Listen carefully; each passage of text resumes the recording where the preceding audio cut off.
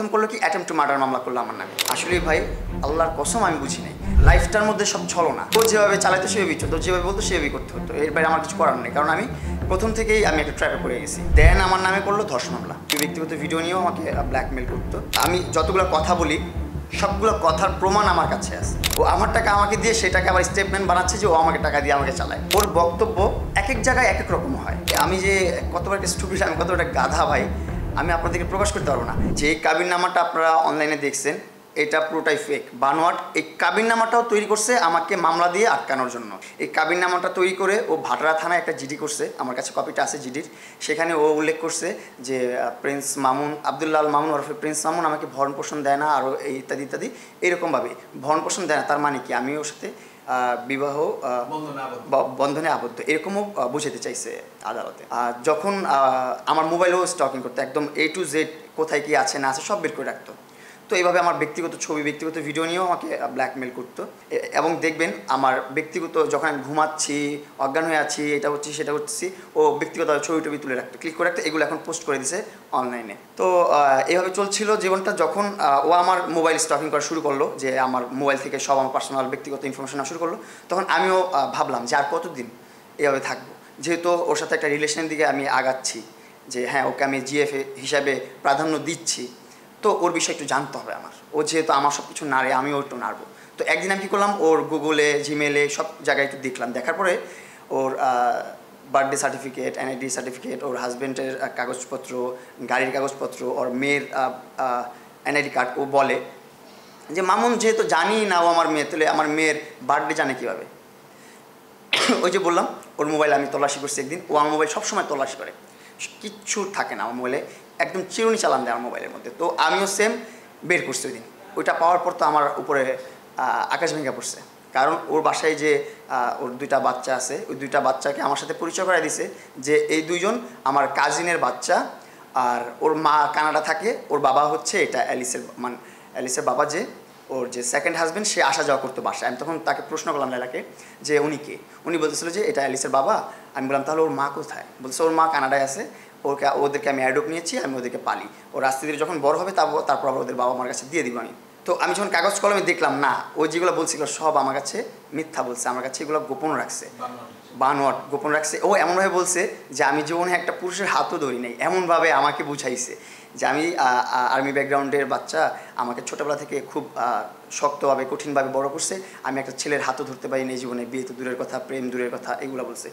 তো ভাবলাম তো ঠিক আছে। তখন যখন এই প্রুফগুলো পেলাম, পাওয়ার পরে তো আমার মাথার উপর আসমান ভেঙে পড়লো যে কী একটা অবস্থা, আমি কি করতেছি আসলে। তো এই আস্তে আস্তে বয়স যখন বাড়তেছে তখন আস্তে আস্তে বোঝা শিখতেছি। তো তখন আমরা একটা বার্থডে পার্টিতে যাই, ওইখানে যে আমরা অনেক মজা করি, অনেক কিছু খাওয়া দাওয়া করি। দেন ওইখান থেকে বাসায় যখন আসি, আসার পরে আর বললাম যে তুমি বাসায় চলে যাও, আমি আসতেছি, কারণ আমার মনটা খুব খারাপ। বললাম তুমি বাসায় চলে আসতেছি। ও বলছে না তুমি বেরোতে পারবো না আমাকে রেখে। আমি তখন যখন এই তর্ক বিতর্ক চলতেছে যে ওকে ছাড়া বেরোতে পারবো না, এটা করতে পারবো সে কথা, তখন আমি বললাম যে আমার তো একটা লাইফ আছে, আমারও তো একটা জীবন আছে, তুমি তো তোমার লাইফে সব করে ফেলছো। বলছি কী করে ফেলছি? আমাকে এই যে প্রমাণ দেখো, তুমি 2টা সংসার করে ফেলছো, 2টা বাবু আছে, এগুলো সব আমার কাছে গোপন রাখছো তুমি। আমার কাছে ভিডিওটা আছে, আমি অন্য ভিডিও তো দেখাইছি, এটা তো একটু দেখাই আমি। তাহলে আমি যতগুলো কথা বলি সবগুলো কথার প্রমাণ আমার কাছে আছে, প্রত্যেকটা কথার এভিডেন্স আমার কাছে আছে। আর লায়লা যে প্রেসের সামনে এসে আমাকে যেভাবে তুচ্ছ তাচ্ছিল্য করে কথাবার্তা বলে, এখান থেকে তুলে আনছে, ওইখান থেকে তুলে আনছে, এই বস্তি থেকে তুলে আনছে, সেই বস্তি থেকে তুলে আনছে, এগুলো আসলে আমি মনে করি এটা ছোটো লোকের পরিচয় দিচ্ছে সে। তার কাছ থেকে কখনো আমি কোনো কিছু চেয়ে নিই নাই জোর করে যে এটা আমাকে দিতেই হবে, গলায় পাড় দিয়ে নেই। ওর সাথে আমার ব্রেকআপ হয়ে গেছে 1 বছর। ওর সাথে যখন আমি এগুলা এভিডেন্সগুলো পাই, এগুলো কোনো টপিক না, এটা আমার কাছে অনেক বড় টপিক। তোর কাছে মনে হয় না? আমার কাছে টপিক, যেটা আমার কাছে বড় মনে হয় সেটা তুই কবি নাকি? আমি যেটা কাছে আমার প্রায়োরিটি আছে, যে টপিকটা কি তোমার প্রায়োরিটি? তুই বিয়ে করছিস নাকি? তোর বাচ্চা বেটা, ওই 2 টাকার বাচ্চা এতদিন পরে কেন? এখন বল, আমি শুনতে চাচ্ছি। এখন ভিডিও করতেছি তখন শুনতে চাই। আমি ভিডিওতে তো আমি বলবো না, আমার পার্সোনাল জিনিস তো আমি ভিডিওতে বলবো না। এছাড়াও আরো অনেক প্রুফ আছে ওর, যেগুলো আমি একবারে সব দেখাতে পারবো। যত কথা বলি আমি, যা করি সব কিছুর এভিডেন্স আমার কাছে আছে, সব প্রমাণ আছে, সব কিছুর ভিত্তি আছে। আর ও যেগুলো বলে বানোয়াট কথাবার্তা, সব কিছু বানোয়াট। ওর লাইফটার মধ্যে সব ছলনা, ওর এগুলো করতে করতে পেকে গেছে। এটা ওর প্রফেশন, ওর বিজনেস, এটা ওর না। 3 মাস আগে মিউচুয়াল আন্ডারস্ট্যান্ডিংয়ে যাইনি আমরা, আমি বলি তারপর ওই যে ওইখানে ওর সাথে একটু ঝগড়া হলো, ও আমাকে চড়থাপ্পড় দিল, আমি ওর সাথে চড়থাপ্পড় হাতাহাতি হলো। ওই ইস্যু নিয়ে ও বুঝতে পারছে এখন যদি ওর মামুনকে আর আত্মহত্যার ভয় দেখানো যাবে না, কারণ মামুনের কাছে আমার পর্দা ফাঁস হয়ে গেছে। আমি যে একটা ফ্রড, আমি যে 2 নাম্বার একটা মহিলা, আমি ভালো ভালো পরিবারের সংসারে করতে পারি নাই, কারণ চরিত্রের সমস্যা আছে। চরিত্রের সমস্যা ছাড়া এত হাই এডুকেটেড ফ্যামিলিতে দুইটা কর্নেলের সংসার সে করতে পারে নাই, এটা তো ইম্পসিবল। তারা এত এডুকেটেড একটা পার্সন, তারা এত হাই কোয়ালিটির একটা পার্সন, তাদের সংসার সে করতে পারতেছে, তার মানে তার চরিত্রে কতটা সমস্যা আছে। তার আমি আশেপাশে অনেক খোঁজ নিয়ে পাইছি, আর তার হাজব্যান্ডের কলিগদের সাথেও যে সে উল্টাপাল্টা কাজকর্ম করছে সেটা শোনা কথা। এরকমভাবে তখন হাতাহাতি হওয়ার পর আমি বের হয়ে গেলাম, বাসা থেকে চলে গেলাম। তখনই ও আমার প্রথম করলো কি অ্যাটেম্প্ট টু মার্ডার মামলা করলো আমার নামে ক্যান্টনমেন্ট থানায়। যে ও যে আমার মারলো, ও এত কিছু করলো, প্রতারণা করলো, সেগুলোর কোনো কিছু নাই। এই মামলা দিয়ে আটকানো শুরু করলো, প্রথম মামলা। হ্যাঁ, তারপরে এই মামলার কারণে আমি স্যান্ডিশা এসে আরও অনেক থেকে যে তোমার মামলা এটা অ্যারেস্ট হতে হবে, অনেক ঝামেলা হয়ে যাবে, এটা হবে সেটা হবে, তুমি মিউচুয়াল আন্ডারস্ট্যান্ডিংয়ে চলে যাও, ভালো একটা ফ্রেন্ডশিপ হবে, বন্ধুত্ব রাখো, ভালো চলাফেরা করো, নাহলে তোমার লাইফটা নষ্ট হয়ে যাবে, ক্যারিয়ার ধ্বংস হয়ে যাবে। এই ক্যারিয়ারের চিন্তা ভাবনা করে আবার ওর কাছে আসলাম। স্যান্ডিশা না স্যান্ডিশারা এসে মিলিয়ে দিল, যেটা এটা আপনার আরও 1-1.5 বছর আগের কথা।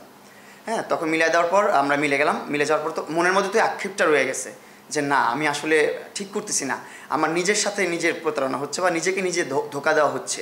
একটা মহিলা যার কিনা 2টা পরিবার ছিল, 2টা সংসার ছিল, 2টা বাবু আছে, অ্যান্ড আমি অনেকে প্রশ্ন করবেন যে তুমি কি দেখা বুঝো না, এই বাচ্চা ছিল, এটা ছিল, সেটা বুঝো নাই।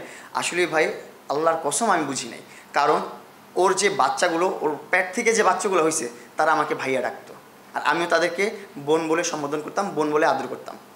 তো যেখানে ওর আপন পেটের বাচ্চারা আমাকে ভাইয়া বলে, তখন তো আমার ওইখানে সন্দেহের কোনো কারণই নেই, কারণ তার যদি আপন মা হয়ে থাকে সে তো ডেফিনেটলি কখনো আমাকে ভাইয়া বলে ডাকবে না, ডেফিনেটলি না। কারণ আমি একটা বাসায় একটা, ওর পাশের রুমে মেয়ে থাকতেছে, এই পাশে আরেক মেয়ে থাকতেছে, এই পাশে ওর আম্মু থাকতেছে, এই পাশে আমি থাকতেছি, এই পাশে ও থাকতেছে, সবার সামনে বিষয়টা।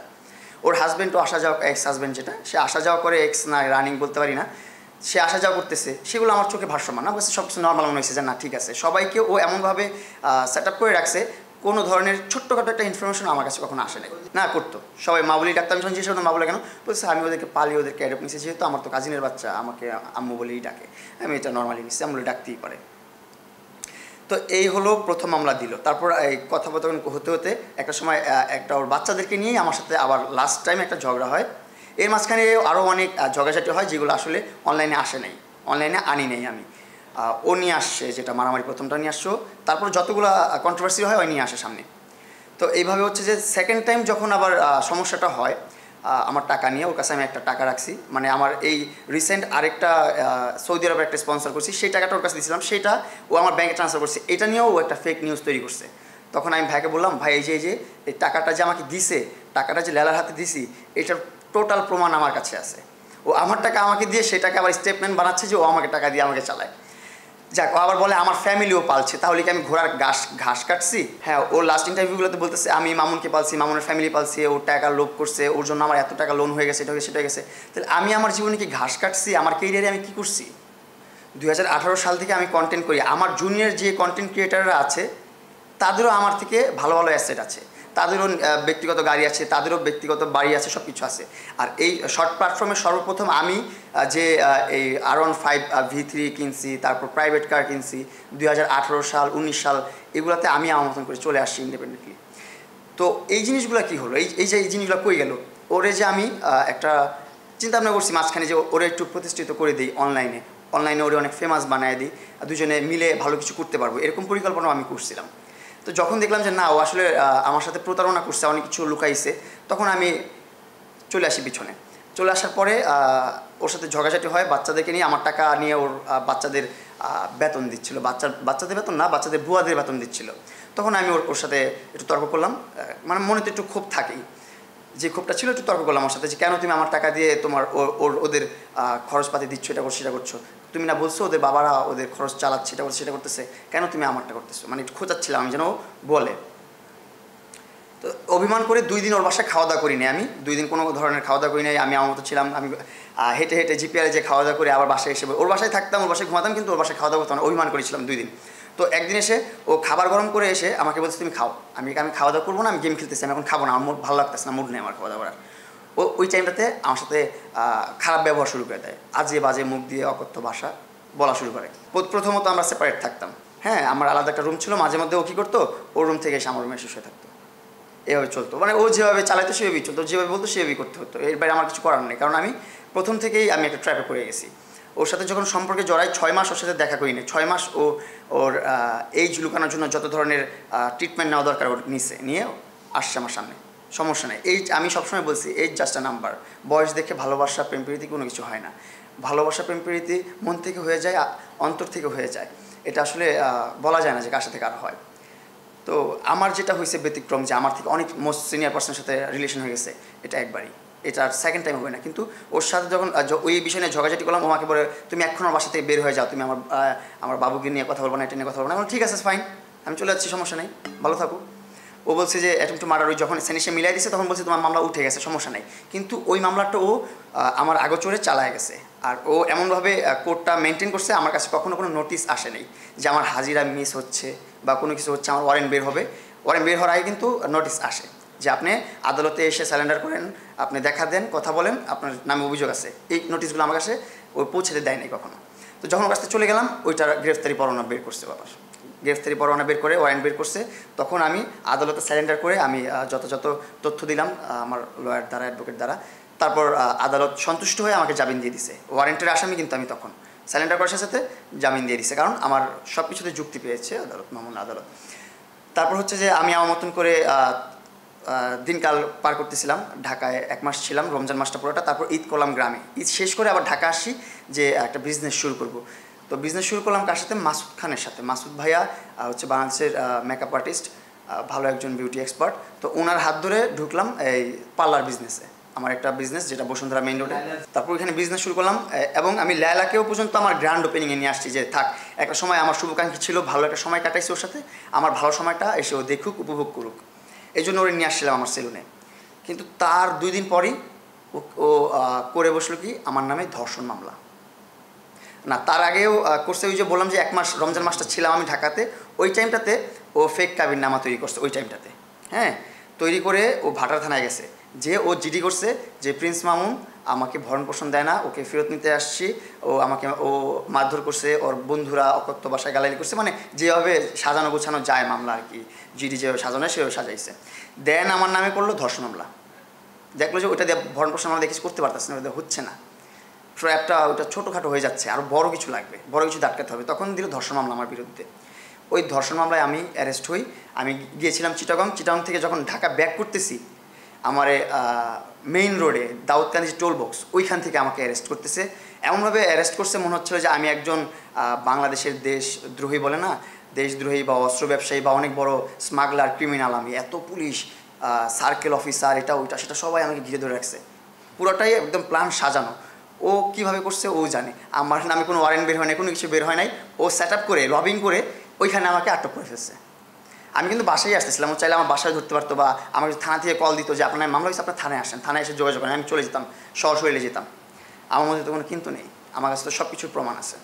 ইভেন ও আমার মোবাইল লাস্ট টাইম আনলক করে ওর যত ইনফরমেশন ছিল সব ডিলিট করে দিছে। তারপর এগুলো অন্য মোবাইল থেকে আমি এখানে নিছি আবার। তারপর আমার ব্যক্তিগত ছবি যত ছিল সব এয়ারড্রপের মাধ্যমে ওর মোবাইলে নিয়ে ও আপলোড করে দিছে। এই ঘটনায় আসতেছি, ওইটা শেষ করি আগে, মামলার স্টোরিটা পুরো বলতে থাকি। তো তারপর আমার ধর্ষণ মামলা দিল, আমাকে দাউদকান্দি থেকে নিয়ে গেল সার্কেল অফিসে, থানায়, দাউদকান্দি থানায়। ওইখানে বসায় রাখলো অনেকক্ষণ। ওইখানে বসায় রাখার পর বুঝেন ও কি লবিংটা করছে, থানার গাড়ি না, একদম ব্যক্তিগত হাইস গাড়ি আমাকে ওইখান থেকে আনতে গেছে। সে কী পরিমাণ টাকা পয়সা খরচ করতেছে, লবিং করতেছে, হাত রাখছে। তারপর আমাকে দাউদকান্দি থেকে ওই রাতেই একটা হাইস দিয়ে আমাকে ক্যান্টনমেন্ট থানায় নিয়ে আসে, এনে ওইখানে সারা রাত রেখে সকালবেলা যা কাঠগড়ায় পাঠায় দেয়, দেন ওইখান থেকে আমাকে জেলে পাঠায় দেয়। বাংলাদেশের নারীদের জন্য অনেক ভালো ভালো আইন রাখছে, অনেক বেশি সুব্যবস্থা রাখছে বাংলাদেশের। যারা অবহেলিত নারী, যারা যারা নির্যাতনের শিকার হচ্ছে, তাদের জন্য আইনগুলো তৈরি করছে। কিন্তু এই আইনগুলোর যে মিসইউজ করতেছে, অপব্যবহার করতেছে, এটার চাক্ষুষ প্রমাণ হচ্ছে এই লায়লা। ও এখন পর্যন্ত টোটাল আমার নামে রিপোর্ট আছে থানায় 6টা, টোটাল 6টা। আমার মতো বয়সের একটা মানুষের নামে 6টা মামলা। এটা ভাবতে পারতেছেন আপনি কতটা মানে ইন্টেলিজেন্ট বা ক্রিমিনালও, ওর মাথার মধ্যে কত ধরনের বুদ্ধি ঘুরে। তো তখন আমাকে ধরে নিয়ে গেলো, আমি জেল খেটে আসলাম, জেল খেটে বের হয়ে দুধ দিয়ে গোসল করলাম যে যাই হয়েছে জেল যেহেতু খেটে ফেলছি, আমি আরও ওই মহিলার কাছে আর জীবনও নাই। তো এই 1 বছর আগে কিন্তু আমি জেল থেকে বের হয়েছি, 1 বছর হয়ে গেছে। গত বছর কোরবানি ঈদ করছি আমি জেলের ভিতরে, এই যে কোরবানি ঈদ চলে আসছে সপ্তাহখানেকের মধ্যে কোরবানি ঈদ হয়ে যাবে। সো 1 বছর কিন্তু হয়ে গেছে প্রায়। তো এর মধ্যে মাসুদ ভাইয়ের বার্থডেতে লায়লা আসছে, এসে বলতেছে যে আমরা আর কতদিন এনিমি থাকবো, আমারও হ্যাসেল হচ্ছে আদালত দৌড়াদৌড়ি, আমারও তোমারও হচ্ছে, আমারও দৌড়াদৌড়ি করতে হচ্ছে, চক্কর কাটতেছি আমরা আদালতের, আমরা এটা মিউচুয়াল আন্ডারস্ট্যান্ডিং চলে আসে। আমি বলি হ্যাঁ অবশ্যই, মাসুদ ভাই যেটা বলবে সেটাই করবো, সমস্যা নেই। মাসুদ ভাই তখন গার্ডিয়ান, আমার সিনিয়র, তাকে আমি রেসপেক্ট করতেছি, ভাইয়া যে ডিসিশন দেবে আমি সেটাই করবো। পরে মাসুদ ভাই চিন্তা ভাবনা করে তার সাথে কথাবার্তা বলে তার কী বলছে না, পরে বলতেছে হ্যাঁ মামুন যেটা বলে সেটা করো, ওর সাথে মিউচুয়াল আন্ডারস্ট্যান্ডিংয়ে চলে যাও, মামলাগুলো তুলে ফেলবে। আমি বললাম ঠিক আছে, মিউচুয়াল আন্ডারস্ট্যান্ডিংয়ে যাবো, কী করতে হবে বলো, কোনো কমিটমেন্ট আছে তোমার সাথে, কোনো দায়বদ্ধতা আছে যে তুমি মামলা তুলবে, এটা করতে হবে এটা করতে হবে? পরে বলতেছেন না এখন দরকার নাই। কিন্তু যখন ও অ্যাটেম্প টু মার্ডার মামলা করছিল আমার নামে, তখন আমাকে আমি আপনাকে স্ক্রিনশটগুলো দিয়ে দিব, আপনারা ইউজ করেন।